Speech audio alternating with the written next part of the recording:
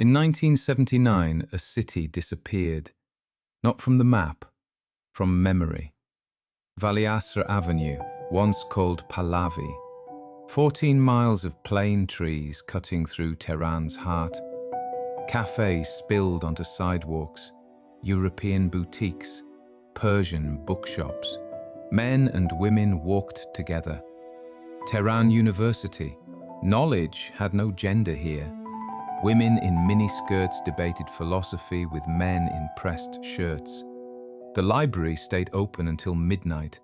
Dreams were written in Persian, French, English. The Tehran Hilton stood like a promise, glass and steel against the Alborz Mountains. International businessmen, diplomats, artists. Mehrabad Airport, one of Asia's busiest. The world came here. This was a capital city reaching forward. An hour north, the Alborz became Europe. Shemshak, Abali, ski chalets in alpine style. Tehran's young escaped here on winter weekends. The snow fell the same on everyone. Ferdowsi Avenue, named for Persia's greatest poet. Cars and pedestrians shared the street.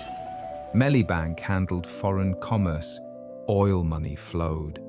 The economy grew 40% in a decade. Not everyone benefited equally. Empress Faradiba championed the arts. She opened museums, funded universities, wore Dior to ceremonies. The Shah took the ancient title Shahanshah, King of Kings. The past and future collided. Cinema Rex, Golden City, Park. Gregory Peck and Sophia Loren on the marquees. Iranian directors made films that won at Cannes. The camera captured a country in transition. Art asked dangerous questions, but questions have consequences. The bazaar never changed. Copper merchants, spice sellers. 5 times daily, the call to prayer echoed over traffic noise. Many women still wore chadors. The countryside lived centuries away from Valiasr Avenue. In 1977, voices grew louder. Writers read poetry at the Goethe Institute. 10 nights of carefully chosen words. Students marched. Oil prices fell. Inflation rose. The secret police, SAVAK, watched. The pressure built. December 1978.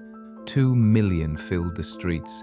Shahayad Square disappeared under humanity. January 16, 1979, the Shah fled. February 1st, Khomeini returned. Several million greeted him. He said nothing when asked how he felt, just nothing. Every sign of the monarchy came down. Statues toppled, street names changed. Valiasr Avenue kept its trees, but the cafes closed. The Hilton became the Esteghlal. The same building, different world. March 8, 1979, International Women's Day. Thousands of women marched against the mandatory hijab. In the dawn of freedom, there is no freedom, their signs read. They had helped make the revolution. Now it turned against them. The same university entrance, different rules. Gender-segregated classrooms, dress codes enforced, libraries purged. The questions students could ask grew narrower. Some fled, some adapted, some resisted quietly. Cinema Rex, Abadan, August 19, 1978. 400 died in the fire, the worst moment of the revolution. Each side blamed the other. The truth burned with the building. The movies stopped playing. Shahayad Tower, built in 1971 to celebrate 2,500 years of Persian monarchy, renamed Azadi Tower, Freedom Tower. Same white stone arch, different meaning. The architecture survived, the context vanished. Mehrabad Airport, different crowds now. Departure gates, not arrivals. Hundreds of thousands left. Jews, Baha'is, secularists, those who could afford to flee. Los Angeles, London, Paris, they carried Tehran in their memories. Some places just stopped. A cafe with chairs still arranged for customers who never came back. A boutique with 1979 fashions gathering dust.